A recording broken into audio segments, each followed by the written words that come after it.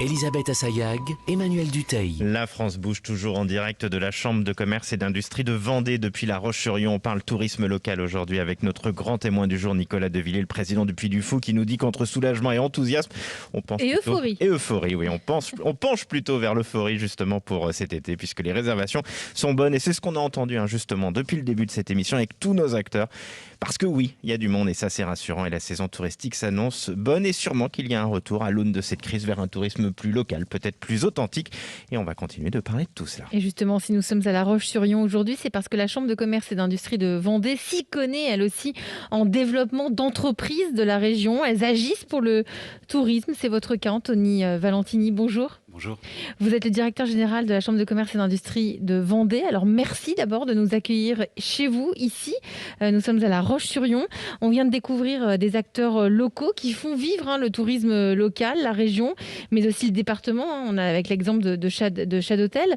Comment, Anthony Valentini, la Chambre de commerce et d'industrie agit pour aider toutes les entreprises touristiques à se développer, là, ici, à l'échelle d'une région ?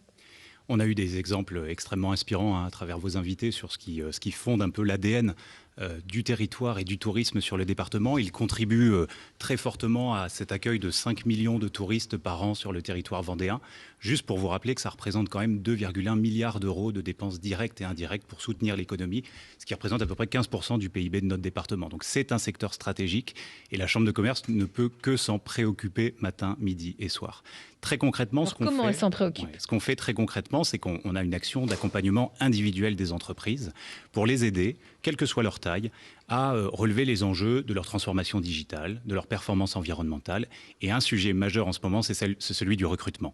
On organise différents temps forts, des forums, des job dating. Je vous prends un exemple. Chaque année, on enregistre pour soutenir le développement et la saison des entreprises hôtelières, de l'hôtellerie de plein air, de la restauration, environ 1000 demandes, 1000 offres d'emploi. On travaille avec l'ensemble des partenaires pour essayer de rassembler le plus de candidats possible. On en rassemble au meilleur des cas 400. Donc on est forcément dans quelque chose de déceptif et on aurait forcément besoin de recueillir encore plus de monde pour travailler dans ces filières. Ce que vous dites, c'est qu'il y a du travail ici en Vendée pour la saison, mais pas que, puisque je le redis, c'est l'un des départements de France où il y a le moins de chômage. Ici, malgré la crise, on continue d'embaucher à tour de bras. On a énormément de besoins, les entreprises ont énormément de besoins. Alors on essaye d'être un acteur extrêmement facilitant dans la rencontre de l'offre et de la demande, mais maintenant il faut travailler le sujet en amont et donc on accompagne les entreprises aussi dans leur politique de marque employeur, dans leur politique de fidélisation des salariés. Ça passe notamment par d'autres sources de recrutement, l'insertion, l'inclusion, etc. Vous vendez aussi le département de la Vendée en tant que tel. Vous avez un label qui s'appelle Vendée, l'essentiel vient du cœur, pour le cœur vendéen, pour ceux qui n'auraient pas compris. Parce que c'est important, là aussi, on doit se battre face à la Charente juste à côté, face à la Loire-Atlantique qui a aussi des plages plutôt pas mal. Quels sont les plus pour ces acteurs du tourisme local vendéen ? Parce que parfois, on ne connaît pas si bien que ça la Vendée. Tout à fait. Le label que vous évoquez, il est important parce qu'il regroupe aujourd'hui plus de 250 entreprises en fait, qui s'alignent autour de valeurs fortes. Et ces valeurs, on peut les résumer par identité territoriale, proximité, qualité de l'accueil. Et donc, elles se réunissent et elles élaborent ensemble une politique de territoire et de marque de territoire qui est entretenue ensuite par de nombreuses collectivités territoriales et qui fait résonner la destination Vendée en France et à l'international.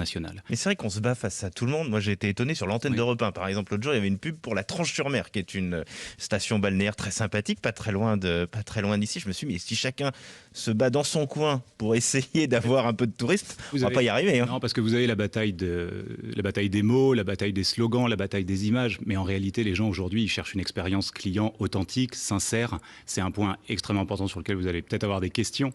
Mais en fait, il faut avoir quelque chose à vendre aux clients. Justement, il faut avoir quelque chose à vendre. Vous parlez de cette expérience client, Anthony Valentini. Je me tourne vers vous, Nicolas Devilliers. Vous êtes le président du Puy du Fou. Vous, l'expérience client, comme on dit dans le jargon un peu marketing, mais vous, elle est intense. Dès qu'on rentre au Puy du Fou, on est en immersion totale. C'est ça le principe, c'est-à-dire que c'est un véritable voyage dans le temps. Vous laissez vos soucis sur le parking, j'allais dire, dans votre voiture ou dans le moyen de locomotion par lequel vous êtes arrivé pour vraiment vous évader et vivre des émotions qui sont, à travers tous nos spectacles, à chaque fois des surprises nouvelles. Tous nos spectacles sont différents, tous nos hôtels sont différents, nos restaurants aussi. Donc c'est l'art de la surprise, le Puy du Fou. C'est ça la vraie immersion. L'art de la surprise, le Puy du Fou. Anthony Valentini, si on peut résumer, c'est quoi le plus de la Vendée ? C'est quoi sa valeur ajoutée à la Vendée ? Alors, je ne vais pas le résumer en un mot, ça ne sera pas possible, mais Mais vous authenticité, ancrage territorial et alignement, en fait. Parce que je voudrais revenir sur un point, si on veut que le territoire soit performant dans sa dimension touristique, il faut absolument que toutes les parties prenantes aient la même approche, le même discours. Donc ça va du professionnel, de l'entreprise, à la collectivité territoriale, à tous les acteurs qui, à un moment donné, ont un bout de la vérité sur le développement territorial. Il faut un alignement pour avoir une vraie expérience authentique, sincère pour la Vendée. Merci à vous, Anthony Valentini. Merci de nous avoir accueillis dans cette belle chambre de commerce et d'industrie de Vendée. Je rappelle que vous en êtes le directeur général. C'est la fin